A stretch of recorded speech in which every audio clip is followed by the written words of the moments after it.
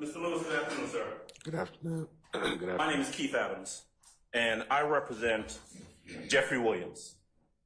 You don't know Jeffrey Williams, do you? No. He is, however, someone who is named in your lawsuit that you have filed. Is that correct? Yes, it is. Okay, so you are, as you sit here, you are a witness in this criminal case, true? Yes. You've been subpoenaed as a witness to come in and testify. I've been subpoenaed, yes. Right. And you are also the plaintiff in a lawsuit that you have brought against Jeffrey Williams, right? Yes. Let's see, Brian Birdman Williams, correct? Correct.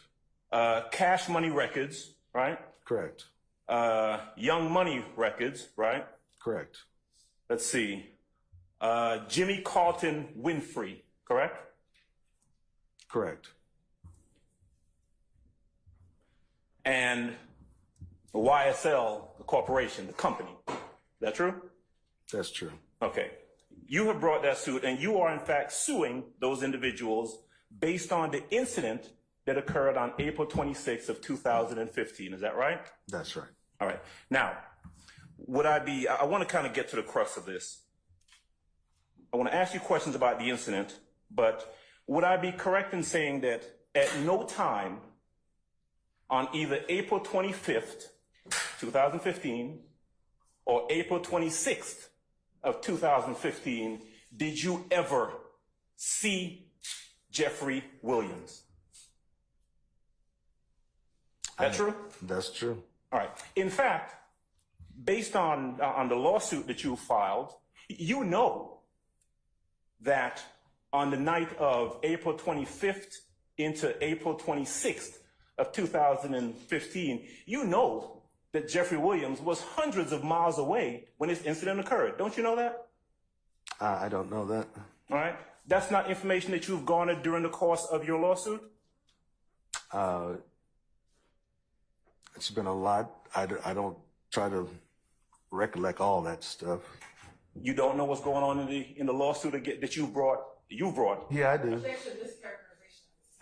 I sustain the objection. Okay. Is the company that you were driving for that night Pioneer? Is that right? Yes. Are they party to the lawsuit against Jeffrey Williams? No, they're not. Okay, it's just you, right? Yes. And that is a $30 million lawsuit that you have brought against someone that you didn't even see that night. True? True. Matter of fact, Brian Birdman Williams, didn't see him that night either, did you? No. Okay. If I heard you correctly, you were not able to describe to the police or any detective or anyone any description of anyone who did any shooting on the night of the 25th going into the 26th. Is that true? That's correct. You didn't see anyone, did you? That's correct. In fact, when you testified earlier about this person who walked up to you and asked for Al, you remember that? Yes. You didn't give a description, or you weren't asked to give a description of that person to the police at any point, were you? No. Clear something up for me. You said it was odd that the person came and asked for Al, right? Right. Your name is Al, isn't it? Yes. Okay.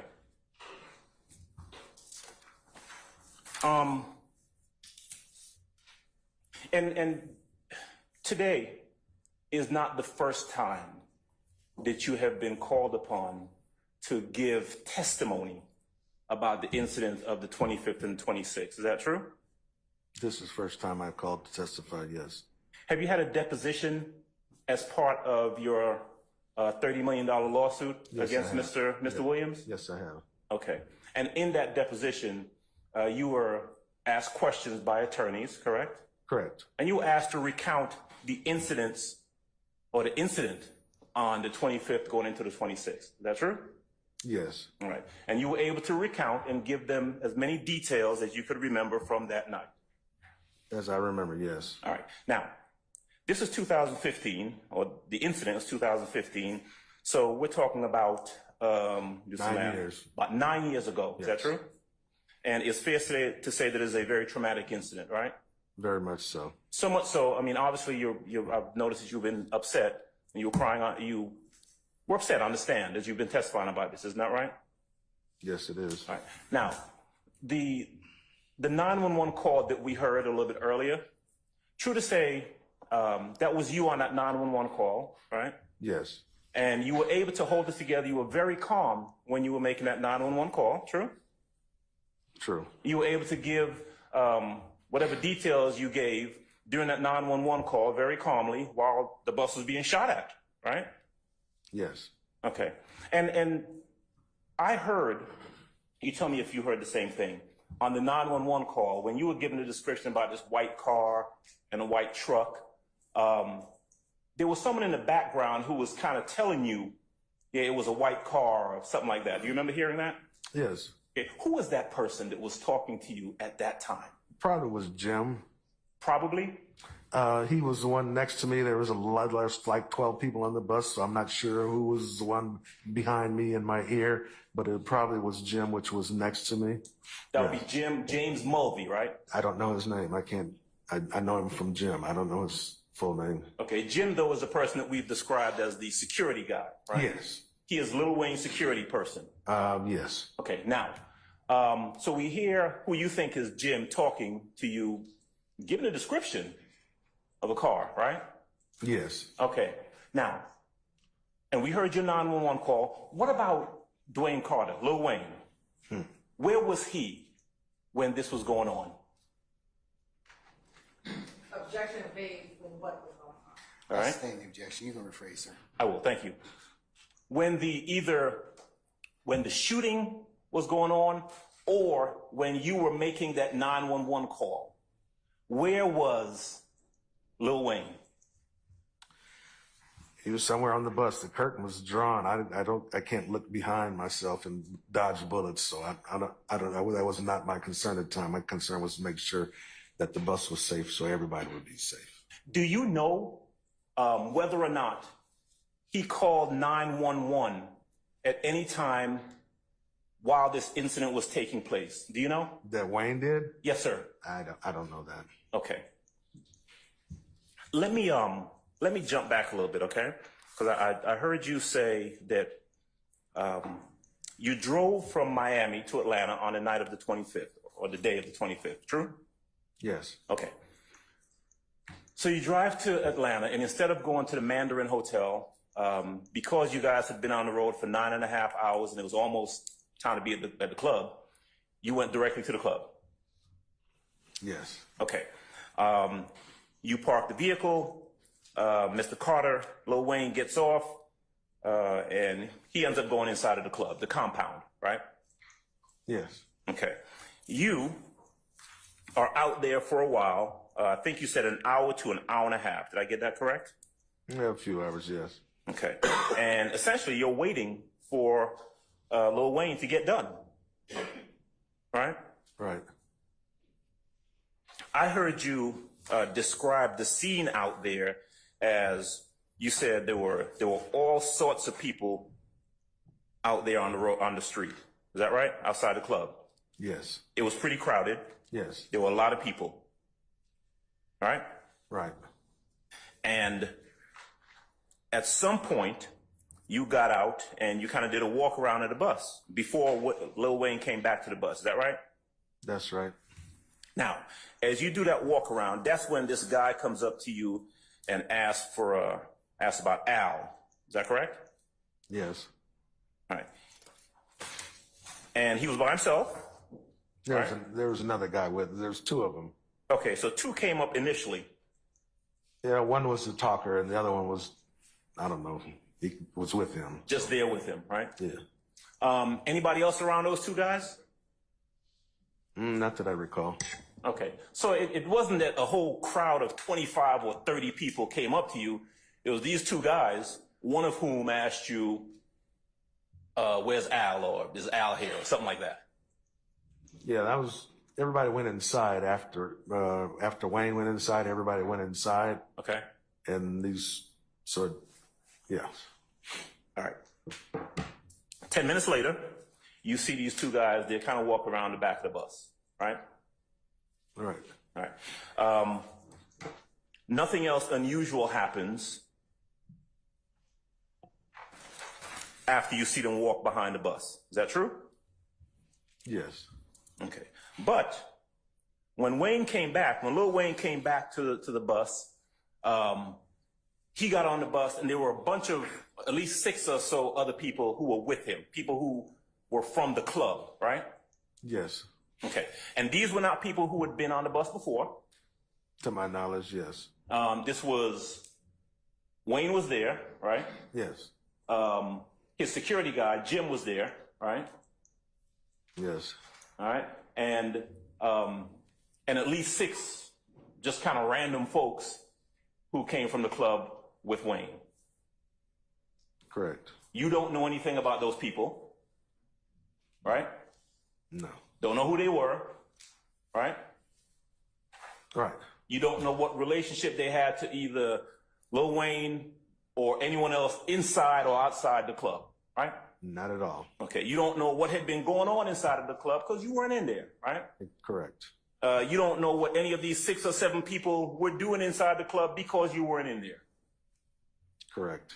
Now, what you didn't see Wayne have any sort of altercation with anyone outside of the club. You didn't see that, right? No, that's not my, I don't work security, so that's not my job. Right. I mean, you didn't see that. Right. All you know is that Wayne and these folks come back to the bus, they get on the bus, right? Correct. And if I heard you correctly, Wayne's manager seemed like he was kind of agitated, right? Correct. All right. And what you remember him saying, and excuse my language, was something to the effect of, there's some nigger shit going on. Correct. All right. You don't know what he was talking about. Haven't a clue. You don't know what kind of SHIT he was talking about. Haven't a clue. All right.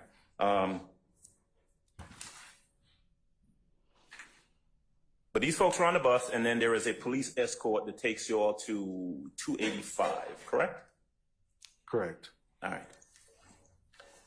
While the police escort is coming with you guys, there is nothing suspicious, no cars or anything else around the buses. Is that right? Correct. Okay. What you do know, though, is that when the police escort leaves, you guys get on 285, you started hearing shots coming, as you described, from the back of the bus, coming along the side of the bus, right? Correct. Right. Now, we've already talked about the fact that you saw flashes coming from the car, not the truck, the car, right? Correct. All right. You didn't see anyone hanging out the window, right? Correct. You didn't hear anyone saying anything, right? Correct.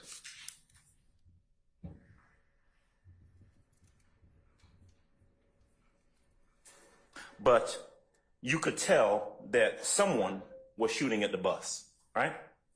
Correct. Because you could hear it. Correct.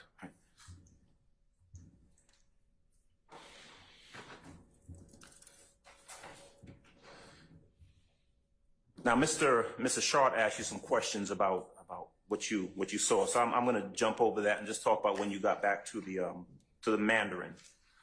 And actually, let me make sure I clear something up, because I heard you say that the cars pulled ahead of you and pulled to the side of the road ahead of the bus. Is that right? Correct.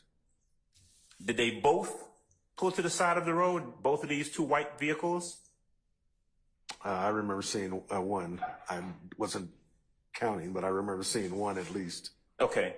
So you saw 2 vehicles, but in terms of, if we're talking about what you saw pulled ahead on the side of the road, we're talking about one car, one white car, right? To my recollection, yes. And that was a sports car, not the truck, right? Right. All right. And you noticed that, and then you all got off that exit right before that vehicle, correct? Correct. There was no one shooting from inside of the bus. Is that right? No. Did anyone come running up to the front of the bus? What's going on? What's happening? What's going on? Anything like that? Not at all. Okay. You all eventually made it back to, and by the way, your phone call, your 911 call was before you all actually got back to the Mandarin. Is that right, sir? That's correct. Okay.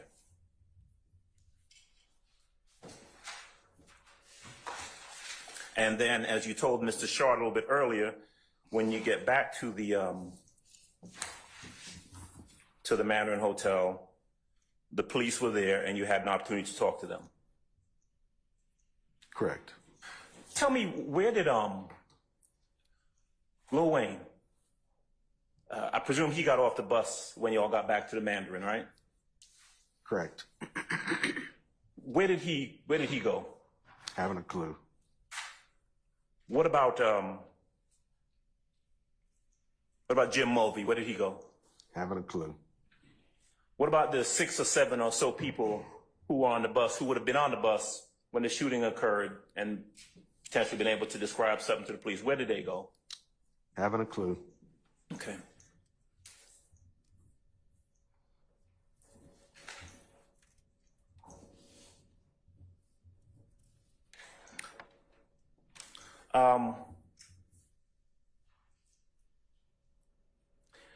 The bus had to be towed back by the company, right? Right. And you didn't see anyone, you didn't see those white cars again when you got back to the Mandarin Hotel, did you? No, I didn't. And is it fair to say that when you got back to the Mandarin Hotel, you get out of the bus and when you talk to the police, are you talking to them right there outside by the bus? Yes. Okay, because you were showing them the damage to the vehicles, to both vehicles, true? Yes. Okay. In fact, wasn't there a crime scene person who showed up that you interacted with? I don't recall that. Okay. You remember talking to a police officer or a detective, right? Yes. Okay. Now, there was no one around the bus at that point when you get back to the Mandarin to whom you were asked to describe or anything like that, right? I just talked to the detective or the officer. All right. So it's fair to say that you were on the bus when the shooting occurred and you're able to describe what happened during that shooting and after, but that's all you know, right? That's all I was involved with, yes. Right. And so in terms of who did that shooting, right? Who was shooting at that bus? You don't know, do you? From the 180-page police report, it identified who did the shooting. I'm asking you what you know, sir, because you were the witness, right? Exactly. You were the one who was present, correct? Correct. You were the one who was in that bus, right? Correct. You were the one who saw that white car, right? Correct. You were the one who did not see anyone or could not identify anyone in the white car, right? Correct. All right. So I don't want to ask you about what any police officers told you or what they came up with, but in terms of what you know, right? You don't know who shot at that bus. Never said I did. Correct. You don't know why anyone shot at that bus, right? Is there a real reason why? I don't know. No, I don't know the real reason why. Right. And you would agree with me that it's probably pretty difficult to shoot at a bus on April 25th, 26th on I-285 from Louisiana, right? Let me think. Yeah, it's pretty difficult. Yes. Yeah, because you know that Mr. Jeffrey Williams, person who's sitting over there, was in Louisiana when all of this occurred. You know that, don't you? No, I don't. You do not? No. Okay. Did you allege that? Or did you confront that issue in your civil suit when the depositions were being taken? I didn't allege that he was. I don't know where he was, so I don't know that. When did you file the lawsuit? About 2 years after this incident happened. Okay, so 2015 is the incident, and about 2017 or so is when you filed the civil lawsuit and started receiving information and discovery in that lawsuit, right?